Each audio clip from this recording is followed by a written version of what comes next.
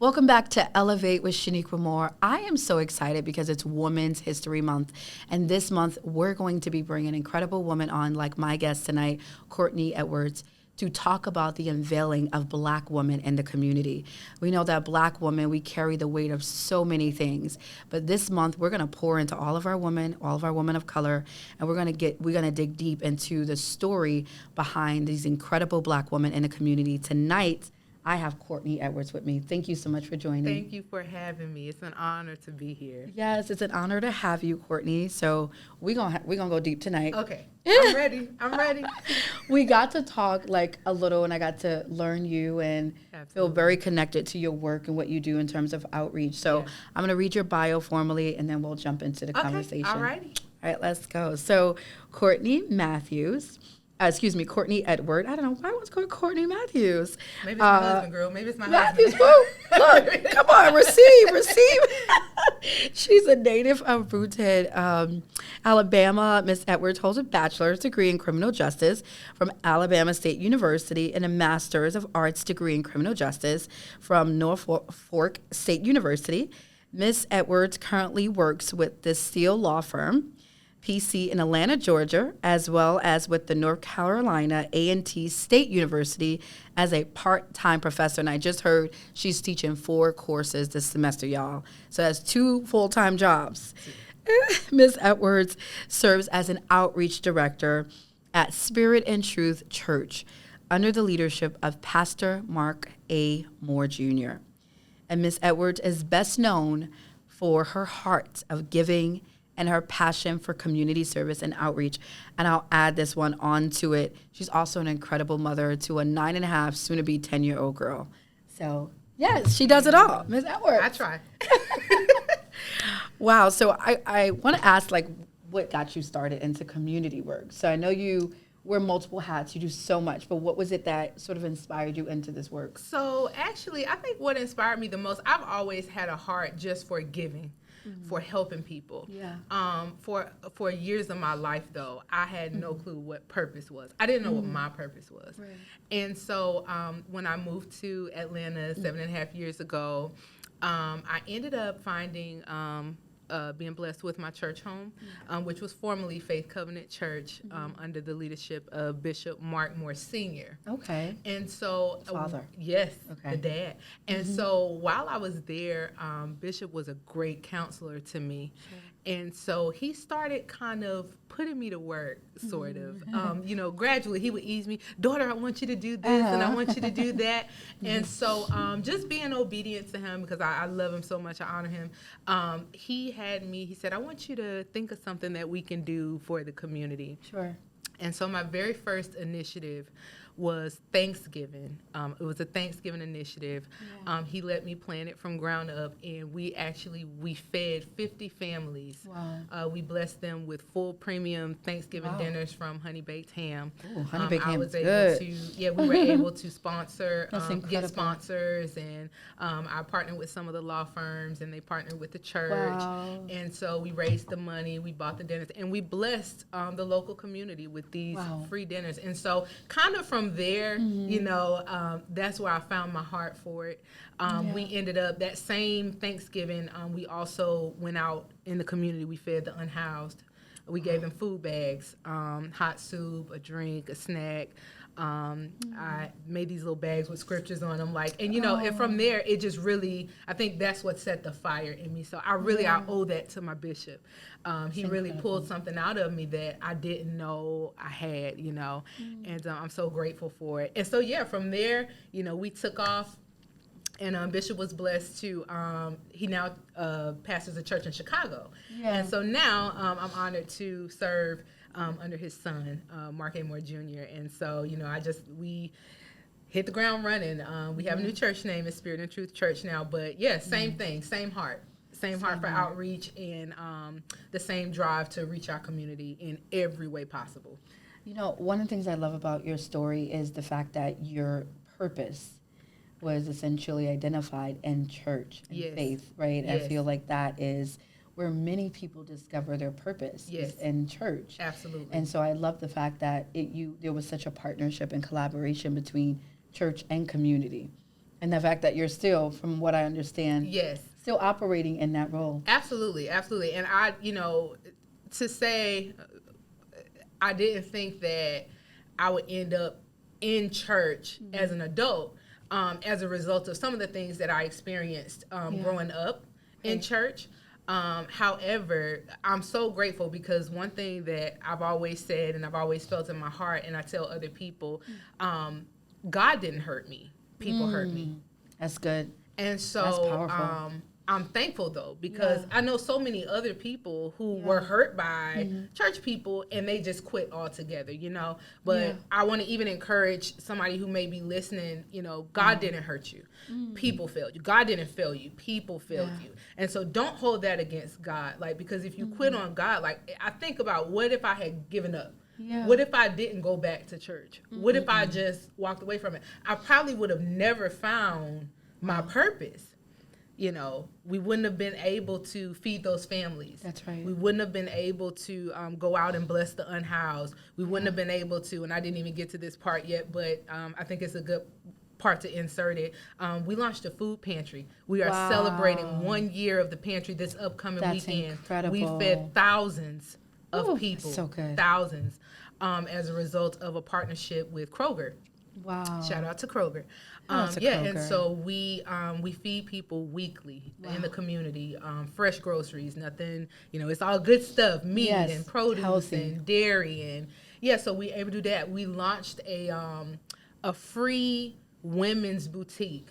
Wow. Where people can come. I partner with a local shelter. Yes. Women can come completely free. Incredible. Come get clothes for interviews or, whatever they need them for. And it's good stuff, too, y'all. Come see us. Come see them, y'all. Can I come? Yes, you can. And it's open. Women Boutique? Absolutely. We open once a month. Incredible. And at our Marietta campus. Wow. But, so, I just think, had I quit, I would have never discovered who I am, really. Because I am outreach. Outreach isn't what I do. It's who I am, And so I'm just grateful. I'm grateful that God kept me. I know it was him that kept me. I don't give anybody else credit. I don't give myself credit. I give God all the glory because if it weren't for him, I wouldn't have stood up under the pressure and the heartbreak, I wouldn't have been able to stand up under that. And so I'm grateful.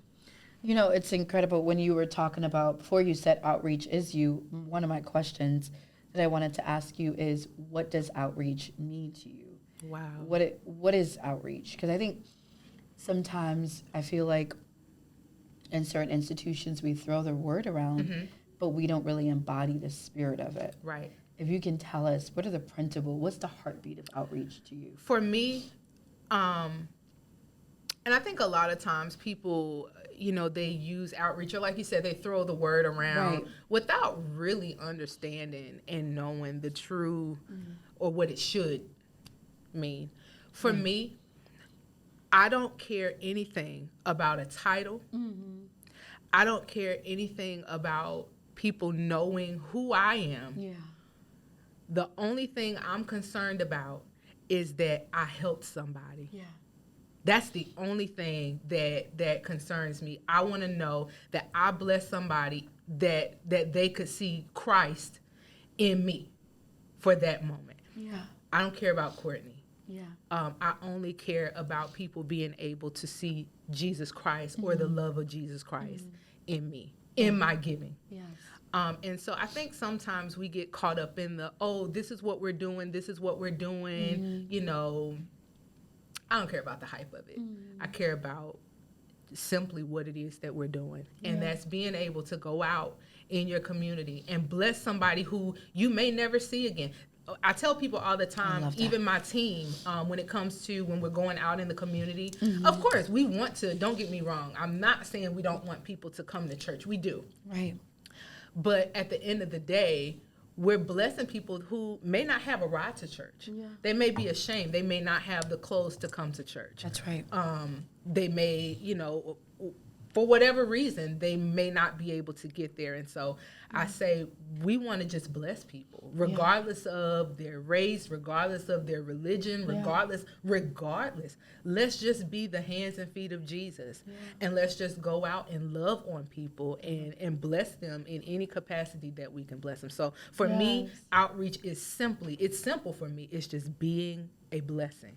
Just being a blessing, regardless. Yes. Doesn't matter about the other. And regardless of, I don't want any recognition. I just want to be a blessing. That's incredible. Yeah, because I feel like when you, and my pastor says this all the time, but when you take care of God's house, God will take care of your house. That's right.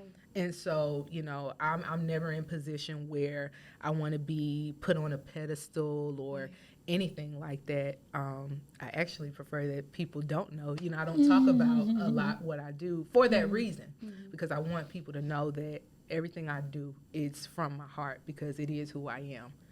And, it's not just a job to me. Yeah. It's not. It's something that we need to be doing all of us. Absolutely. All of us.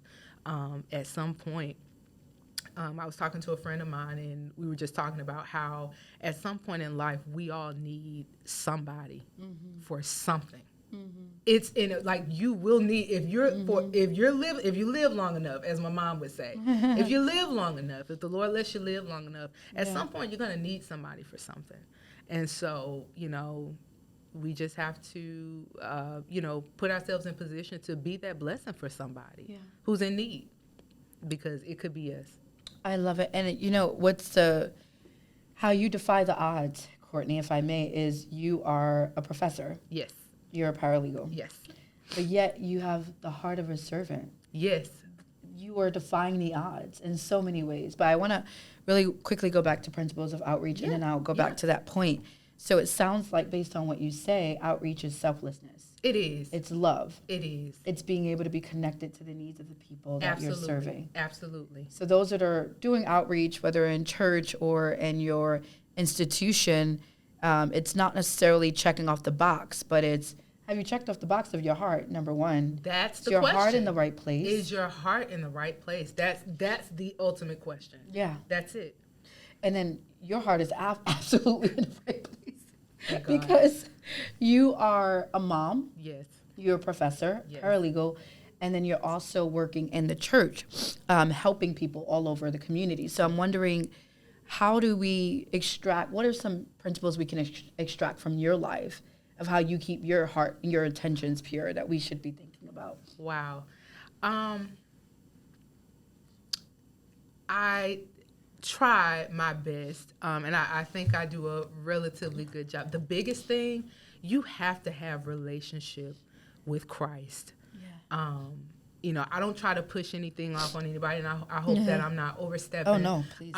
But that's, if I had to tell anybody how I keep my head above the water, it's relationship. It's relationship with Christ. You gotta know God outside of the four walls of the church. Yeah.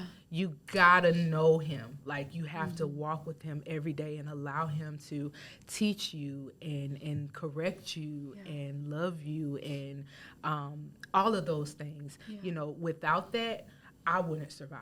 Wow. I wouldn't survive. My relationship with God is the number one. That's the number one thing that keeps me afloat. Without it, I'm nothing. And really, I mean, now that I think about it, that's the only thing. It's not even a number system. It's literally staying connected with God, making sure I hear from Him, and that I'm listening. He gives me strength. God's strength is unmatched. Because that's so good. It is. Without it, clearly, I wouldn't survive. Yes.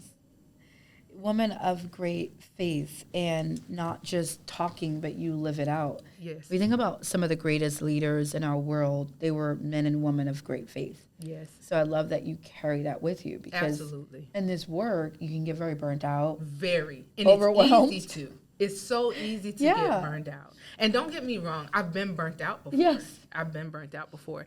And God is my fuel. He refuels me. That's good.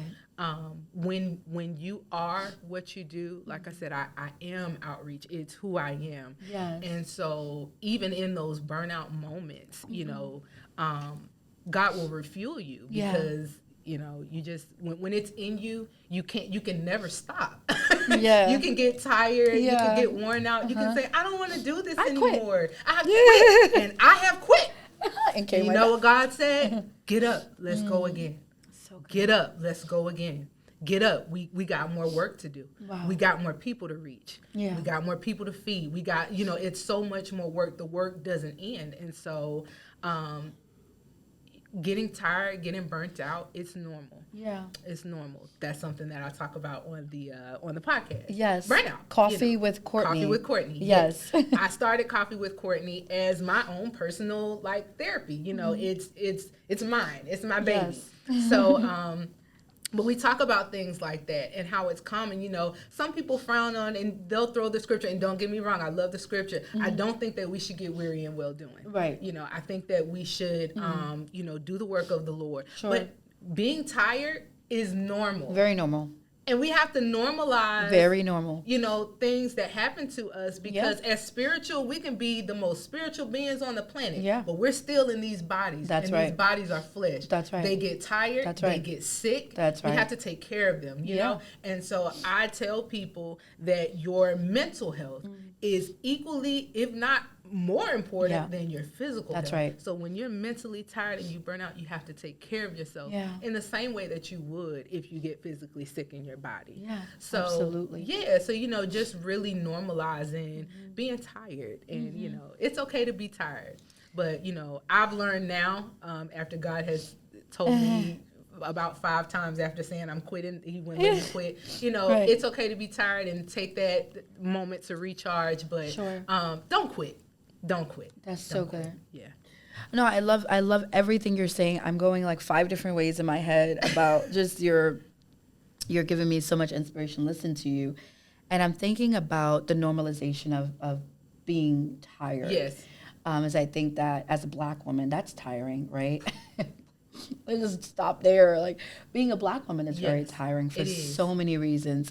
I don't know if I have time to go through it, but I'm thinking about the double jeopardy that we often face as Black women. Yeah. Oftentimes, always having to be strong. Always. Often looked at as the strong Black woman, even when we're not strong and when we're weak and vulnerable.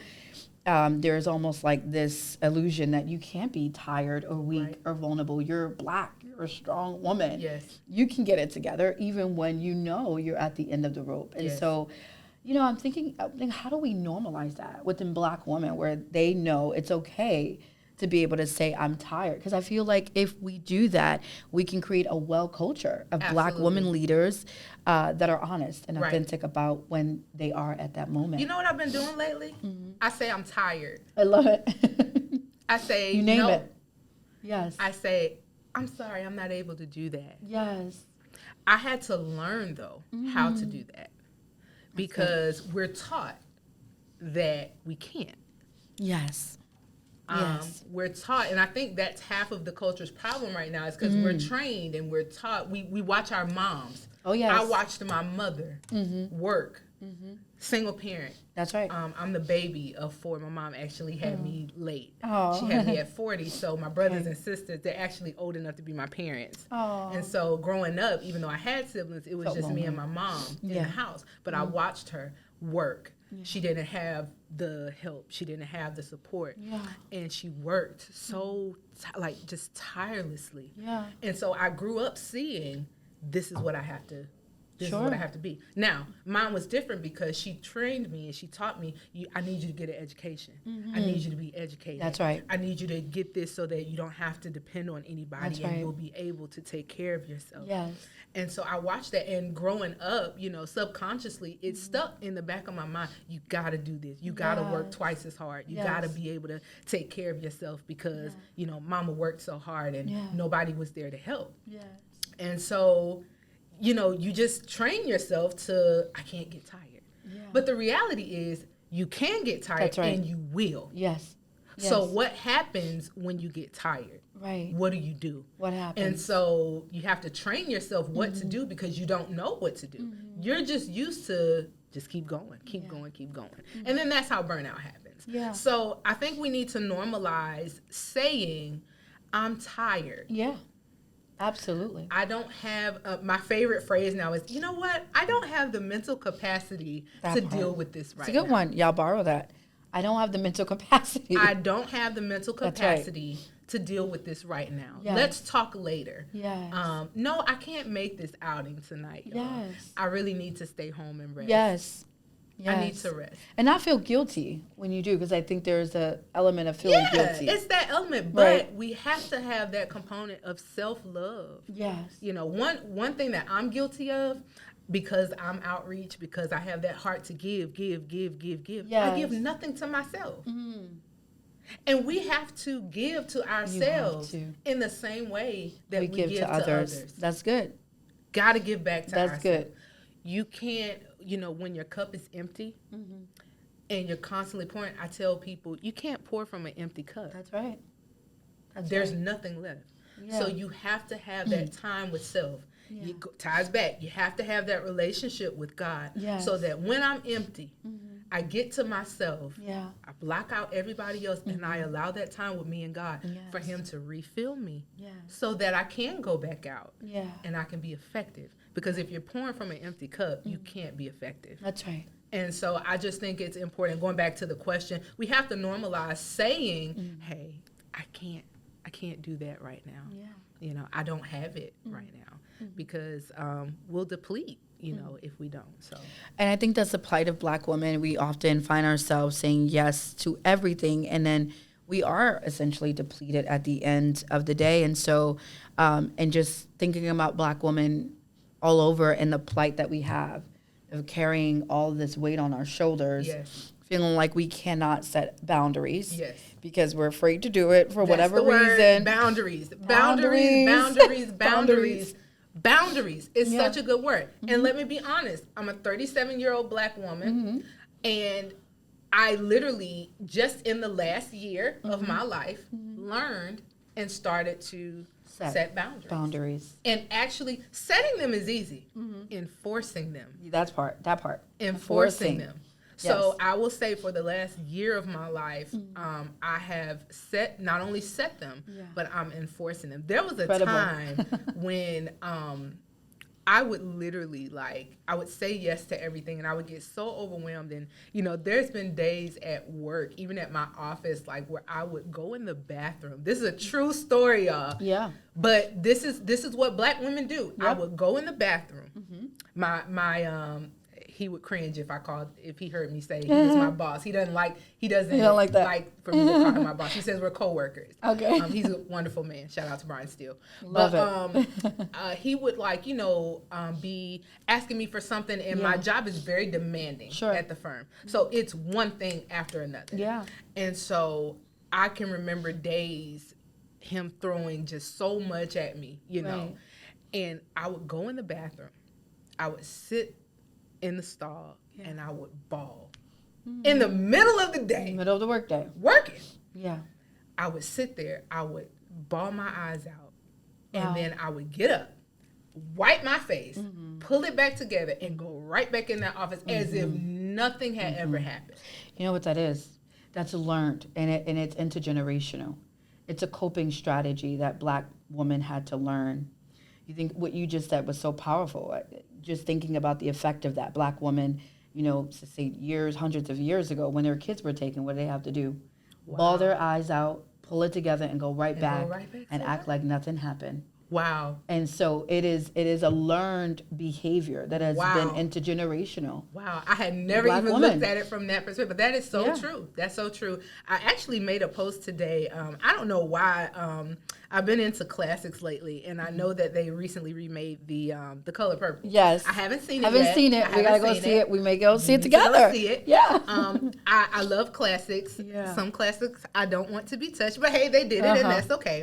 But another classic that I was talking about, I actually made a Facebook post today, and I said people are so used to seeing Oprah or attributing her to her character as Miss Sophia. Right. I said, but I know Oprah as Miss Maddie Michael. There's a movie, and it's called The Women of Brewster's Place. Okay. Put that down. You want to talk about a classic, though. Okay.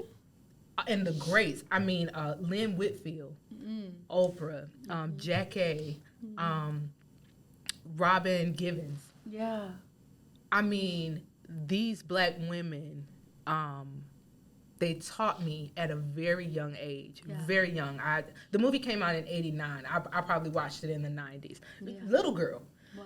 But they taught me how resilient a black woman is. Yes. You have to watch it. I gotta watch it. You already got me drawn in, so I'm gonna go look that up. Watch it. I mean, it's powerful. Wow. It's powerful from the beginning all the way to the end.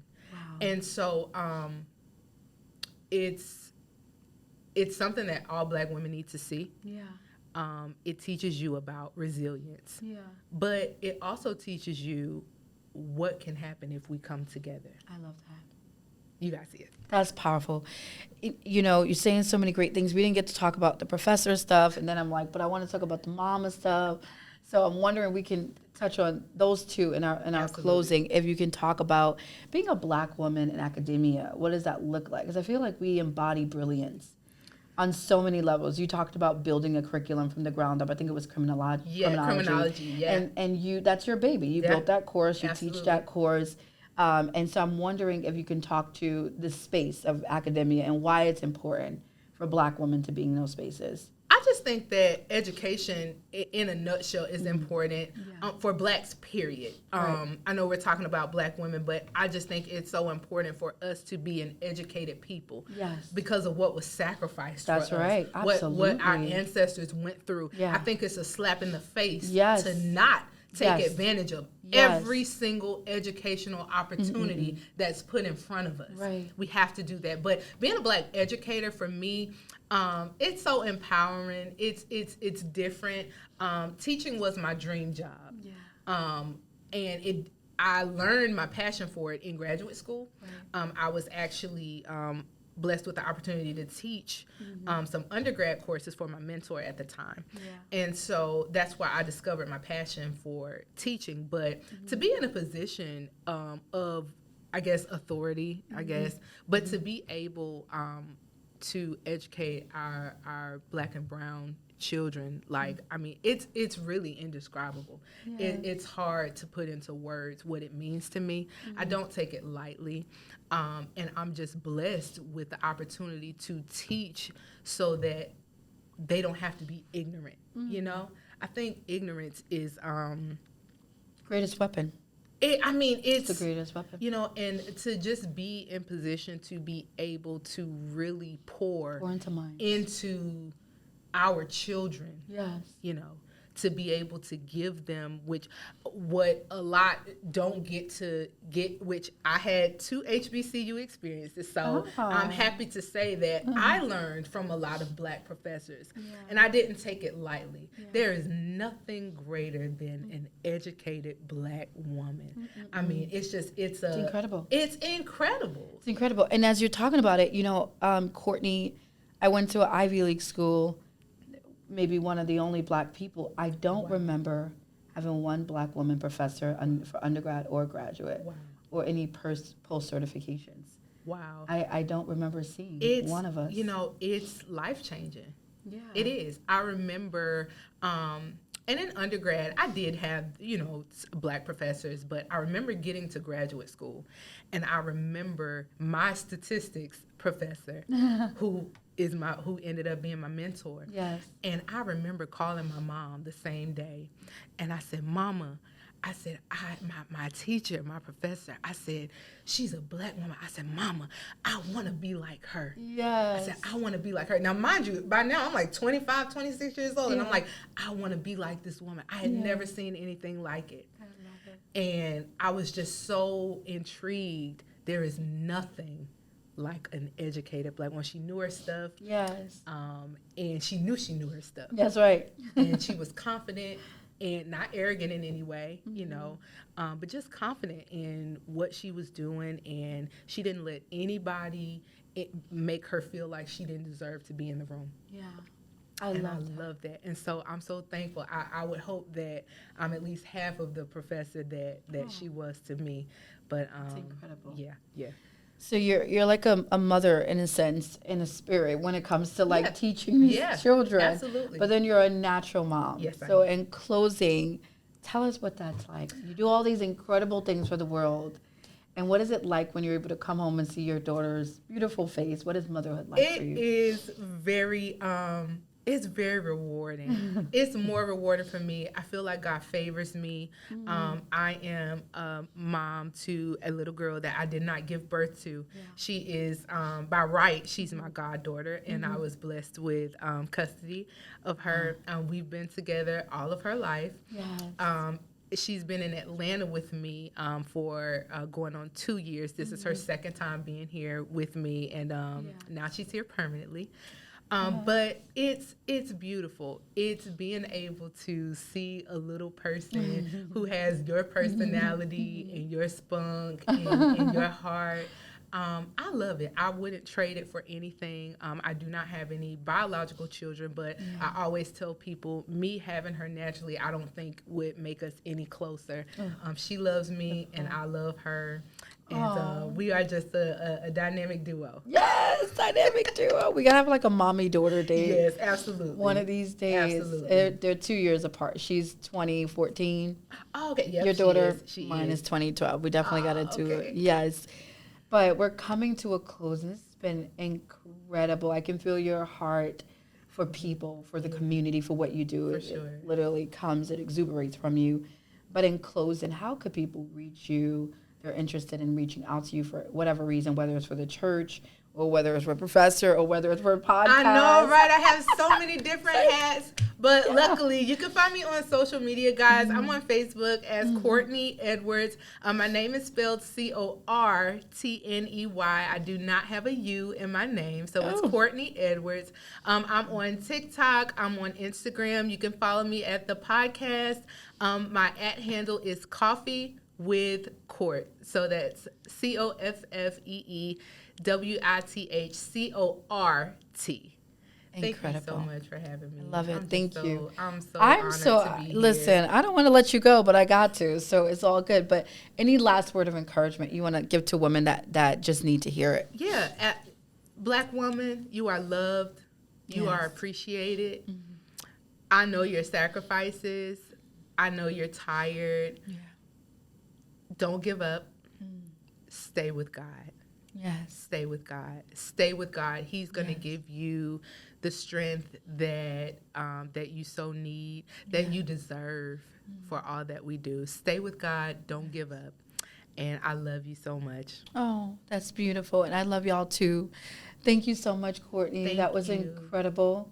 And thank you all for listening, for tuning in, and for watching. This episode was absolutely dynamic. We want you to elevate this message. Some woman needs to hear it. So go ahead and spread this message out to someone that you know and let them get blessed from hearing this as well. Please don't forget to subscribe to our podcast channel if you haven't already at iRaise.org. We love you guys so much. Stay tuned for next week's episode. See you soon.